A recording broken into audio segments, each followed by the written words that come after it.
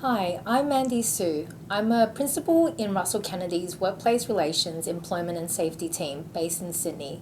For the past 15 years, I've been helping organisations and businesses navigate our complex regulatory regime in this area throughout the whole life cycle of the employment relationship.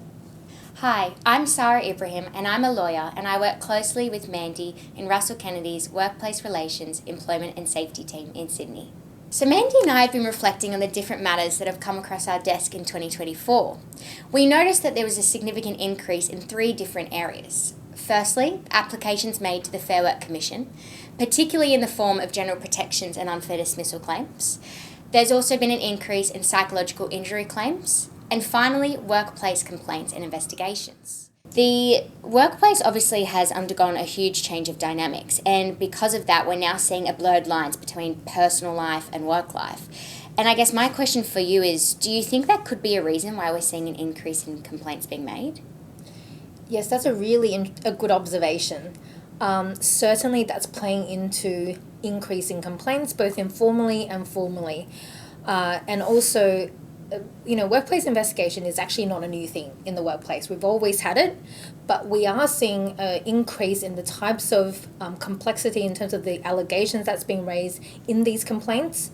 And the other point I should make is that there's also more of an interplay between complaints about bullying, harassment, and discrimination, and also other issues such as performance improvement issues, as well as behavioural or conduct issues. So certainly it's becoming more complex, and therefore companies need to really carefully map out how they're going to conduct a workplace investigation, whether internally or externally, and getting professional advice if need be. That's really true, Mandi, and I think following on from what you have just said, I think we could also include another factors. One being the post-COVID hybrid working model. That's definitely seen and created a lot of challenges for not only the workers but also the employers. Also, following the global Me Too movement and recent Australian legislative reforms, we've definitely seen a cultural shift in not only Australian media, also workplaces, and just generally the wider community in saying a no tolerance to sexual harassment or sex-based harassment. I think it all should be said that personal issues definitely come into play with that. So that could be anything like health concerns, family challenges, any personal issues really. And when those manifest into the workforce, they can really exacerbate and cause internal conflict with one another or increase workplace stress. So that's really something that I guess employers, what we've seen too, should definitely consider and also take into account that people might be dealing with their own issues and these could be brought and come into work. So it's definitely a factor to consider. And I think the last one would definitely be the increase in training. So because of that, which is obviously a great aspect of it, but comes with that leads to a greater awareness of staff's rights and responsibilities.